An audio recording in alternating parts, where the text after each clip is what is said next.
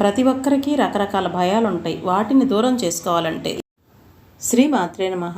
ఎక్కడ మనము భయం లేకుండా ఉండగలుగుతాము, ఎక్కడ మనకు ఉన్న ఆలోచనని వ్యక్తపరచగలుగుతాము, ఎక్కడ ధైర్యంగా జీవించగలుగుతామో అక్కడ మన మానసిక స్థితి డెవలప్ అవుతుందని తెలుసుకోవాలి. సాధారణంగా అంటే మనందరికీ ఎప్పుడో ఒకప్పుడు ఎక్కడో ఒక చోట భయం వెంటాడుతూనే ఉంటుంది. ఉన్న స్థలంలో అవ్వచ్చు, పరిస్థితిలో అవ్వచ్చు. దానికి ఒక ఉదాహరణ చెప్తాను. ఆంజనేయుడు మహాబలశాలి కదా, కానీ అంతటి ఆంజనేయుడు కూడా ఒకసారి లంకను చేరుకొని అక్కడి నుంచి సముద్రాన్ని దాటవలసి వచ్చినప్పుడు ఆంజనేయుడు అంత బలవంతుడు బలశాలి కూడా భయపడ్డాడంట. నేను సముద్రాన్ని దాటగలనా అని. అప్పుడు జాంబవంతుడు ఇంకా కొంతమంది వానర వీరులు అందరూ కలిసి ఆంజనేయుడికి ధైర్యం నూరిపోశారంట. అప్పుడు అతడి బలాన్ని తెలియచెప్పినప్పుడు అతను ఈజీగా దాటగలిగారు సముద్రాన్ని.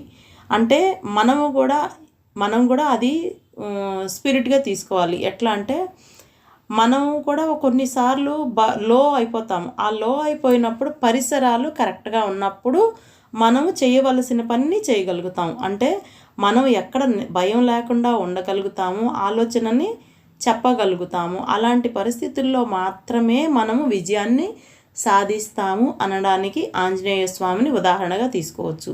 మన పరిసరాలలో ఎప్పుడూ కూడా అనుకూలమైన మనుషులు, అనుకూలమైన వాతావరణం ఉన్నప్పుడే చేసే పనిలో కూడా విజయం సాధించగలుగుతాము. దీని గురించి నెపోలియన్ స్టోరీలో ఒక హెల్ అనే రచయిత ఇలాగా చెప్పారు.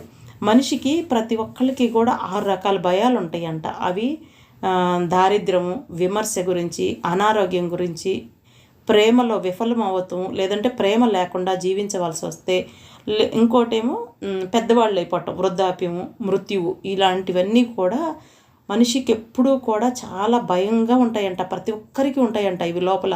కాకపోతే 20, 30, 50, 70 లాగా అటు ఇటు బ్యాలెన్స్ అవుతాయి. ఏదైనా సరే తప్పనిసరిగా ఈ 6 రకాల భయాలతోనే ప్రతి ఒక్కరి జీవితం ఉంటుందంట.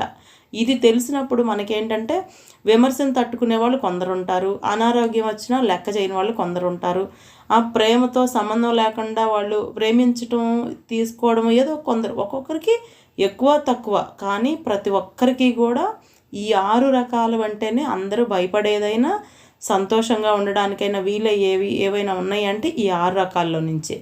వీటిల్లో అందరికీ అన్నింటికన్నా పెద్ద భయం, ఎక్కువ భయం అనేది ఏంటంటే మృత్యు భయం ఎక్కువ మందికి ఉంటుందంట. అంటే అది ఒక్కసారే చంపేస్తుంది. కానీ ప్రతిరోజు ఇది చేస్తే అదైపోతాను, అది చేస్తే ఇదైపోతాను, పడిపోతాను, ఇలాంటివి ఆరోగ్యం బాగాలేకపోయినా అదే వస్తుంది, విమర్శ బాగాలేకపోయినా ఏదో ఇలాగంటే మృత్యు భయం అనేది ఎక్కువ ఇబ్బంది పెడుతుందంట ప్రతి ఒక్కరికి కూడా. అందుకని చెప్పేసి ఏం చేయాలి, మనం ఏం గుర్తు తెచ్చుకోవాలంటే మృత్యు అనేది రావాల్సి వచ్చినప్పుడు మనం తప్పించుకోవడం అంత కష్టం అని గ్రహించాలి. దీనికి పరీక్షిత్తు మహారాజు స్టోరీ తెలుసుకోండి ఎవరైనా. ఆయన ఒంటి స్తంభం మేడలో ఎంతమంది కాపలాదారుల మధ్య దాక్కున్నా కూడా అతడికి తక్షకుడి రూపంలో మృత్యు ఏం చేసింది, తప్పలేదు. ఎప్పుడు ఏ టయానికి ఎప్పుడు రావాలో అది అప్పుడు రాక తప్పదు అని గ్రహించాలి. మనము చేయవలసింది చేసి తీరాలి, జరగవలసింది జరిగి తీరుతుంది.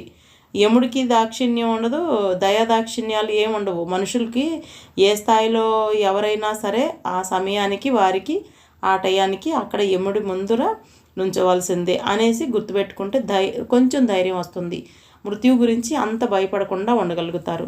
ఎప్పుడూ కూడా వీటన్నిటికీ ఈ 6 రకాల భయాల నుండి మనం దూరంగా ఉండాలి. కొంచెం వాటిని పర్సంటేజ్ పెంచుకోవాలి, ధైర్యం పర్సంటేజ్ పెంచుకోవాలి. అంటే మన కర్తవ్యాలను మనం సరిగ్గా నిర్వహించాలంట. మన కర్తవ్యాలను మనం కరెక్ట్గా నిర్వహించినట్లయితే ఇలాంటి వాటికి పెద్దగా భయపడవలసిన పని లేదు.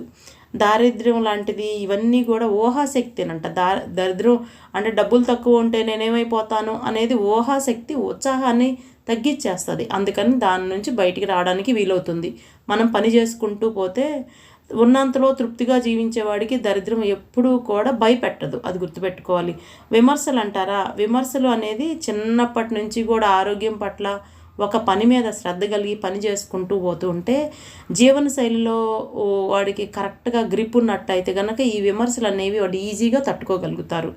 ఇంకోటి ఏంటంటే మనం ఇంకా ఇలాంటివి చాలా చూడవచ్చు. ఇంకా వృద్ధాప్యం అంటారు. వృద్ధాప్యం అనేది అనుభవాలు జీవితంలో చేసిన మంచి మంచి అనుభవాలని వాళ్ళు జ్ఞానం రూపంలో కనుక వచ్చినట్టయితే వృద్ధాప్యాన్ని జయించటం కూడా అంత కష్టమేమీ కాదు. అయితే శరీరం పని చేయనప్పుడు అని అంటారా, శరీరం పని చేసేటప్పుడు నువ్వు చేయవలసిన కార్యక్రమాలన్నీ సరిగ్గా నిర్వహించినట్లయితే, నీకు నీకు చేయించుకునే అర్హత కలిగి ఉన్నట్లయితే అవన్నీ సరిగా జరిగిపోతాయి అని చెప్పేసి మనం ముందర వాళ్ళ జీవితాల్లో చూడాలి. ఇంకోటి ఏంటంటే మహాత్మా గాంధీ లాంటి వాళ్ళు కూడా ఎంతటి సత్యవాదైనా కూడా ఆయన దైవాన్ని ఆశ్రయించారు. ఏమని, అప్పుడప్పుడు నాకు బాధలను జయించే హృదయాన్ని కలిగించు అని భగవంతుణ్ణి వేడుకునేవాళ్ళు. అందుకని ఇవన్నీ పని చేస్తూ కూడా ఆధ్యాత్మిక జీవితాన్ని కొంతవరకైనా అలవాటు చేసుకునే వాళ్ళకి ఇట్లాంటి వాటి నుండి బయటపడటం కొంత సులువని చెప్పొచ్చు. ఇంకోటి, అనుభవ జ్ఞానాన్ని నలుగురికి పంచడాన్ని ఒక వ్యాపకంలాగా మలుచుకున్న కూడా చాలా మంచిది. దానివల్ల ఏమవుతుందంటే చివరిగా ప్రేమ రాహిత్యము అనేది దొరుకుతుంది. ఒంటరిగా ఉండడం అనేది కష్టం కాదు మనిషికి. ఎందుకంటే మంచితనంతో మనుషుల్ని గెలుచుకోవచ్చు ఒంటరితనంలో ఉన్నా కూడా. ఇలాంటివన్నీ తెలియాలంటే మహానుభావుల జీవిత చరిత్రలన్నీ మనం ఆశ్రయించాలి, చదవాలి, తెలుసుకోవాలి. ఇప్పుడు సమయం ఉన్నప్పుడు, శక్తి ఉన్నప్పుడు అంతా సంపాదన అని పరిగెడుతూ ఉన్నప్పుడు ఒంటరితనాన్ని జయించలేరు, వృద్ధాప్యాన్ని భరించలేరు, తర్వాత విమర్శని తట్టుకోలేరు. ఇవన్నీ కూడా ఎప్పుడు వస్తాయి? నువ్వు జీవితంలో చేయవలసింది చేయలేనప్పుడు, తట్టుకోవలసి వచ్చినప్పుడు పరిస్థితుల్ని తట్టుకోవటం కష్టంగా ఉంటుంది. విమర్శని తట్టుకోలేకపోతున్నారంటే ఒక విమర్శతో బాధపడుతున్న వారి దగ్గరికి వెళ్ళి నీ సమయాన్ని వెచ్చించు, వాళ్ళకి ఓదార్చు. అప్పుడు నీకు కొంత బాధ వాళ్ళ నుంచి నువ్వు తీసుకున్నట్లయితే కొంచెం ఆలోచన విధానం అంతా వేరుగా ఉంటుంది. ఆ ఆలోచన విధానం నీవు విమర్శని ఎదుర్కోవాల్సి వచ్చినప్పుడు నువ్వు తన బలంగా ఎదుటానికి వీలవుతుంది. ఇలాంటివన్నీ ప్రాక్టికల్గానే అర్థమవుతాయి, థియరీ పరంగా ఇలా మాటలు వింటే కాదు. అందుకని సద్గురువుల సేవని, సద్గురువుల మాటను ఆశ్రయించినట్లయితే జీవితం సులువుగా ఉంటుందని చెప్పవచ్చు. Thank you all.